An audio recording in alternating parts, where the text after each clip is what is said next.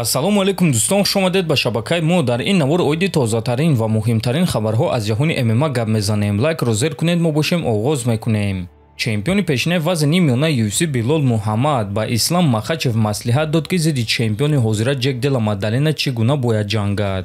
ма фикр мекунам ки Ислам бояд муҳорибаро ба замин барад. Куштини ӯ дар замин хеле хубтар аст. Ҷек дар замин хатогиҳои хеле зиёд мекунад ва Ислам ин чизҳоро истифода бурда метавонад. Агар Ислам дар стойка ҷангад, пас шавқовар аст дидан ки дар ин вазн қадду қомати ӯ чӣ гуна менамояд ва чӣ гуна ба вазни вазнинтар баромадан ба қувваи зарбаҳои ӯ таъсир расонда метавонад. Дар ҳама ҳолат ма бо диққат тамошо мекунем ки чӣ гап мешавад, чунки ман ният дорам ки камарбанди чемпиониро баргардонам, гуфтааст Муҳаммад.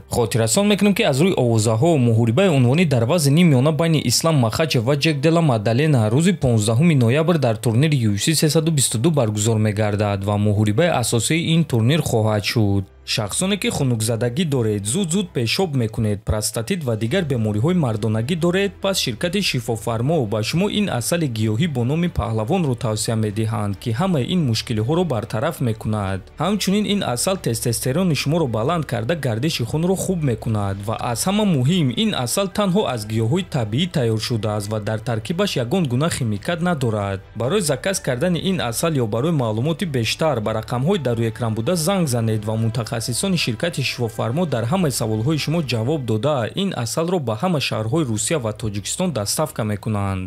менеҷери машҳури ММА Али Абдулазиз боварӣ надорад ки муҳорибаи Ислам Махачев зидди Ҳамзат Чимаев ягон вақт баргузор гардида метавонад.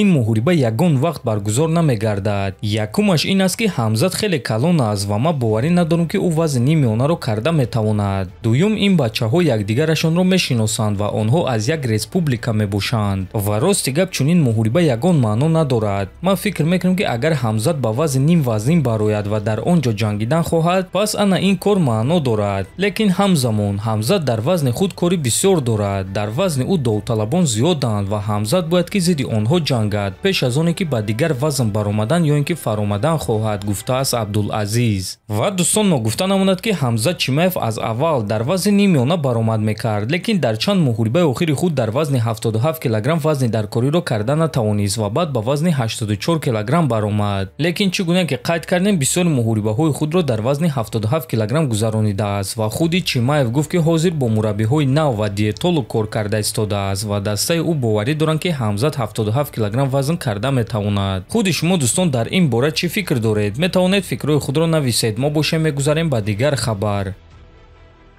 ҷангварони тоҷик Муҳаммад Наимов ва Нурло Алиев аллакай барои муҳориба омодаанд ва онҳо аз ин чиз дар саҳифаҳои иҷтимоии худ хабар доданд. Муҳаммад Наимов дар саҳифаи твиттери худ чанд рӯз пеш ана ҳамин аксро нашр карда ба ташкилоти UFC ва матчмекерҳои UFC муроҷиат карда навишт ки 25 октябр Абу-Даби ма тайёрум. UFC, Шон Шелби, Мик Мейнард. ва чӣ гуна ки медонед дӯстон, рӯзи 25 октябр дар Абу-Даби турнири калони UFC 321 баргузор мегардад ки муҳорибаи асосии ин турнир муҳорибаи унвонӣ дар вазни вазнин байни чемпион Том Аспинал ва довталаб Сирил Ган хоҳад шуд ва Наимов дар ин турнир баромад кардан мехоҳад. ана дуюм варзигари тоҷик Нурулло Алиев бошад, шаби гузашта ана ҳамин наворо нашр карда навишт ки уқоб ба наздикӣ ба шикор мебарояд. ва дӯстон, дар ҳақиқат мухлисон муҳорибаҳои варзигарони тоҷикро дар UFC пазмон шуданд ва умедвор мешавем ки ба наздикӣ аз ҳамаи онҳо хабарҳои хуб мешунавем. дар ҳамин ҷо навори мо ба анҷом мерасад. ҳатман дар YouTube канали мо обуна шавед. то боздид, хонободу сарбаланд бошед.